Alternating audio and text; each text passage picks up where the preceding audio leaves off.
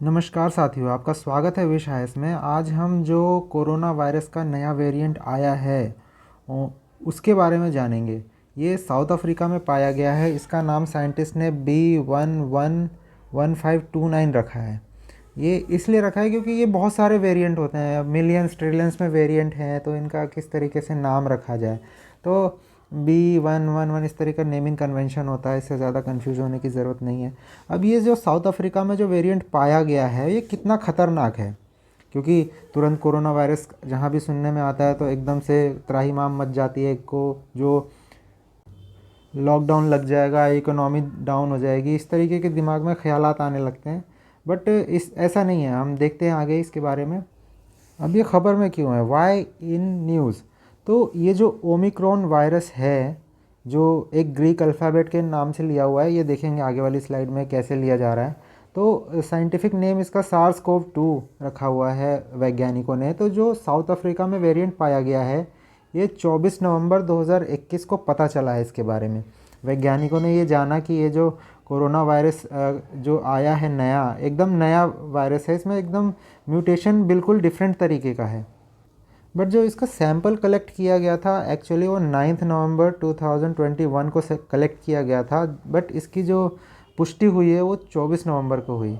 तो जो पहला इन्फेक्शन था वो 9 नवंबर को ही पाया गया था। हो सकता है इससे पहले ही ये फैल रहा हो, ऐसा ज़रूरी नहीं है कि जब हमने ढूंढा है तभी इसकी खोज हुई है। ये हो सकता है पहले ही घूम रहा हो, और हो सकता है किसी और कंट्री में भी हो। बिल्कुल पॉसिबिलिटी है कि पूरी दुनिया में इसके बहुत सारे केसेस अभी एक्चुअल में हो, बट पुष्टि हमें ये साउथ अफ्रीका में ही हुई है। तो इसमें इतनी ख़तरनाक बात क्या है भाई, ये इतना ख़तरनाक क्यों है? हाई म्यूटेशन, मतलब म्यूटेशन का लेवल बहुत हाई है। इसके जो स्पाइक प्रोटीन होते हैं, अगर हम कोरोना वायरस को देखें, इसका जो स्ट्रक्चर होता है कुछ ऐसा होता है। तो जो स्पाइक प्रोटीन है वो बिल्कुल डिफरेंट है। ये जो स्पाइक प्रोटीन है बिल्कुल डिफरेंट है, पहले के जो कोरोना वायरस का वेरिएंट आया था उससे बहुत ज़्यादा डिफरेंट है। ये इतना परफेक्ट है कि जो ह्यूमन सेल्स में जाके बहुत अच्छे से अटैच हो जाता है।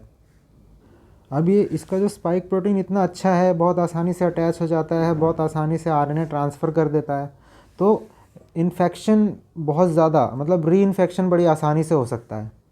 ट्रांसमिशन तो ऑब्वियस सी बात है, अगर स्पाइक प्रोटीन अच्छा है तो ट्रांसमिशन बहुत फास्ट होगा इसका। बट री इन्फेक्शन भाई हो के फिर ठीक हो जाएगा, फिर हो जाएगा, इस तरीके से हो सकता है इस न्यू वेरिएंट के हमले से।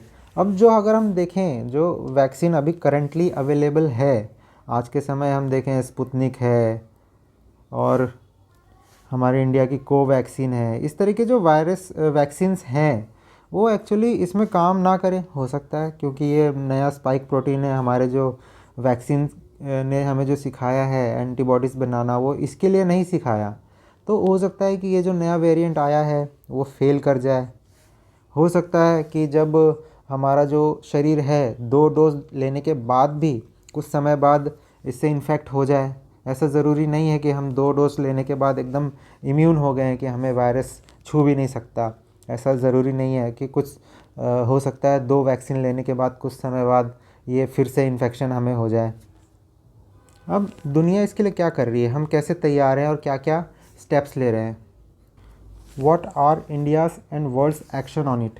तो जैसे कि हमें देखा कि 24 तारीख को पता चल गया कि हाँ नया वेरिएंट आ रहा है, तो धीरे धीरे जैसे वर्ल्ड के अलग अलग हिस्सों में, जैसे यूके है, WHO जो ऑर्गेनाइजेशन है, हमारा लोकल में अगर हम देखें मिनिस्ट्री ऑफ होम अफेयर्स हैं, जिसके हमारे सेक्रेटरी साहब हैं राजेश भूषण जी, उन्होंने सीधे सीधे आदेश जारी कर दिया कि जो भी पैसेंजर साउथ अफ्रीका से आ रहे हैं या बोट्सवाना से आ रहे हैं या हांगकांग से भी आ रहे हैं। हांगकांग से क्यों भाई? क्योंकि साउथ अफ्रीका में जो इस न्यू वेरिएंट से जो बंदा, ये जो न्यू वेरिएंट है उससे एक संक्रमित बंदा साउथ अफ्रीका से हांगकांग कुछ दिन पहले गया था। इसलिए हांगकांग में भी हो सकता है, पॉसिबिलिटी हो कि ये स्प्रेड हो चुका हो।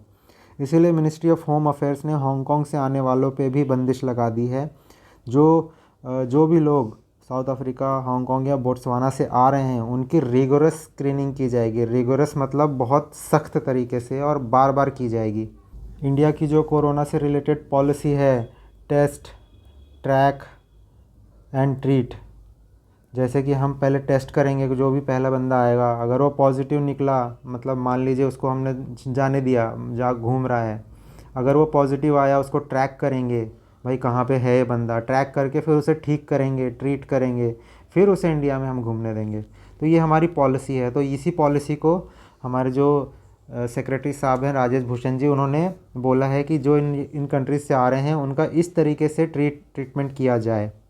अब WHO जो कंसर्न ऑर्गेनाइजेशन है, जो इस पूरी महामारी को क्लोजली मॉनिटर कर रहे हैं, उन्होंने इस वेरिएंट को डिक्लेयर कर दिया वेरिएंट ऑफ कंसर्न, क्योंकि ये वेरिएंट जो है कोरोना का बहुत ख़तरनाक है, इन्होंने ऑफिशियली डिक्लेयर कर दिया।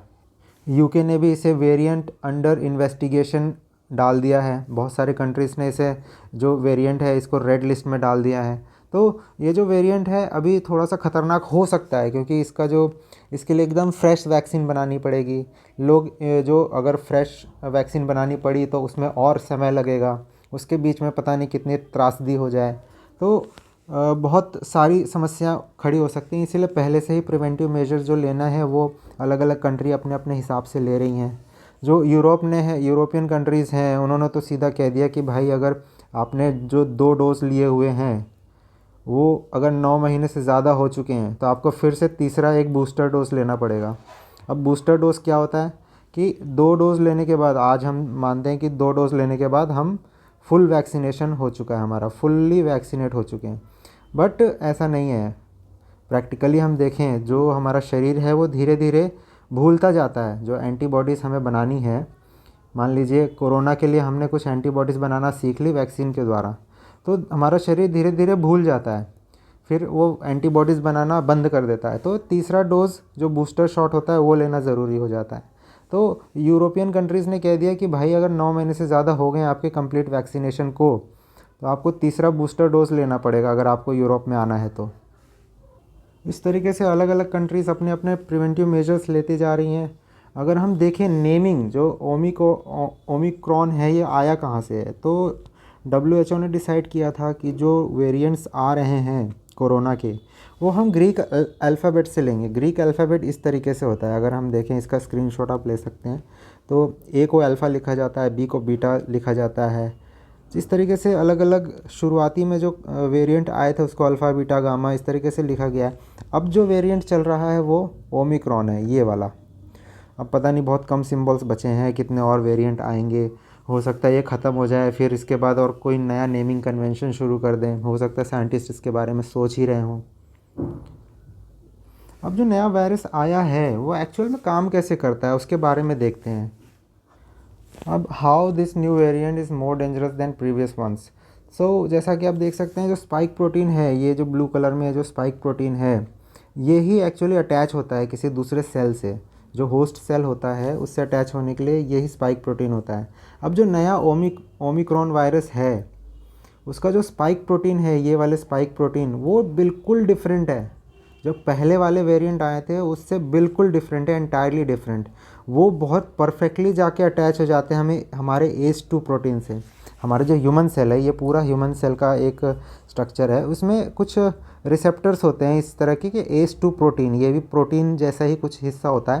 तो ये बहुत परफेक्टली अटैच हो जाते हैं, मतलब हमारे जो शरीर को लगता ही नहीं है कि ये फॉरेन पार्टिकल है, वो एकदम अटैच कर लेता है, लगता है कि बहुत हमारा प्यारा मित्र आया हुआ है। तो बड़ी आसानी से जुड़ जाते हैं, और ये अपना RNA है, जो जेनेटिक मटेरियल इसके अंदर है, वो धड़ाल से ट्रांसफ़र कर देता है, और फिर यहाँ से रेप्लिकेशन की प्रोसेस शुरू हो जाती है।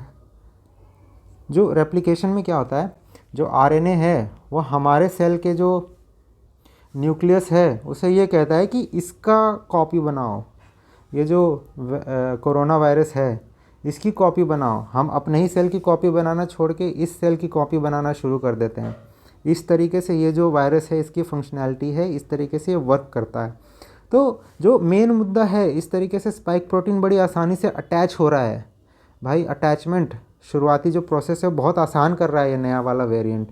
इस तरीके से जो स्प्रेडेबिलिटी है इसकी बहुत ज़्यादा बढ़ जाती है, इसीलिए ये वेरिएंट बहुत ज़्यादा ख़तरनाक है। चलिए दोस्तों, अब इस जो ये खबर है ये तो यहीं तक है। इसके बारे में और भी कोई न्यूज़ आती है तो हम शेयर करेंगे। चलिए लाइक, फॉलो और सब्सक्राइब करते रहिए। चलिए नमस्कार।